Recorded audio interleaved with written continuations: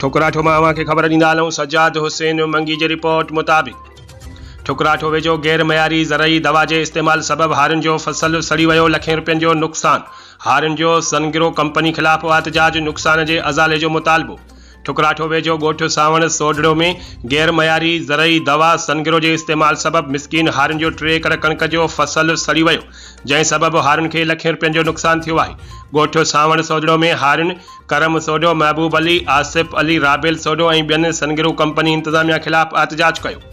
एहतजाज कंदड़न चयो त कणक में गाव थी वो हो, जैसे सारण लाइ सनगिरू कंपनी के सेल्स मैनेजर पने आकिल खां अची असांखे गैर मयारी दवा ॾिनी, जंहिंजे इस्तेमाल खां पोइ असांजी 3 एकड़ कणक जो फसल सड़ी वो है और लखें रुपयन जो नुकसान थियो है। एहतजाज कंदड़न चयो त लखें रुपया खर्च करे बचड़न के गुज़र सफ़र लाइ फसल पोखियो, जेको भी सड़ी तबाह थी वो है। एहतजाज कंदड़न ज़राअत खाते सिंध समेत सखर डिवीज़न के डायरेक्टर खां मुतालबो कियो त ज़रई दवा विकिरो कंदड़ सनगिरो कंपनी खिलाफ कार्रवाई करे नुकसान जो अज़ालो कयो वञे।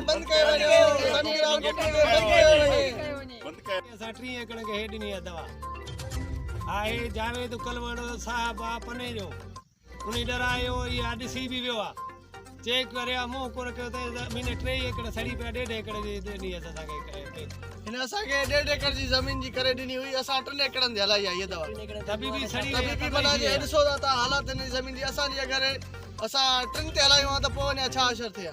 ज़मीन आहे 3 एकड़ उहा आबाद को खराब थी वई आहे, गरीब माण्हू काथों पेट पालियूं, पर वही आहे बरसात ही हे हो उथण वेहण जो उहो भी वियो हलियो, हाणे भी दवा इन्हनि गंदारी ते इहा ज़मीन वही हली।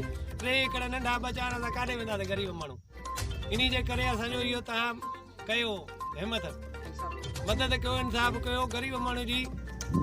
बाक़ी आहे जावेद कलवड़ साहब बने जो 1.5 एकड़ जे हिसाब सां उन्हनि असांखे ॾिनी, असां 3 एकड़नि ते हलाई आहे, ठीक है ना। उन्हनि 1.5 हिसाब सां ॾिनी, असां 3 ते हलाई आहे। उनजे बावजूद भी ये फसल ॾिसो, फसल जी हालत ॾिसो, जी अगर असां 1.5 ते हलायूं हां त पोइ असांजे फसल जो छा रहे फसल असांजो तक़रीबन 3 एकड़ ज़मीन सड़ी चुकी है। ॾिसो तव्हां साम्हूं आहे वीडियो ते भी तव्हां भरे सघो था, जेकी शइ करे सघो था। कंपनी जा डीलर आए उनजा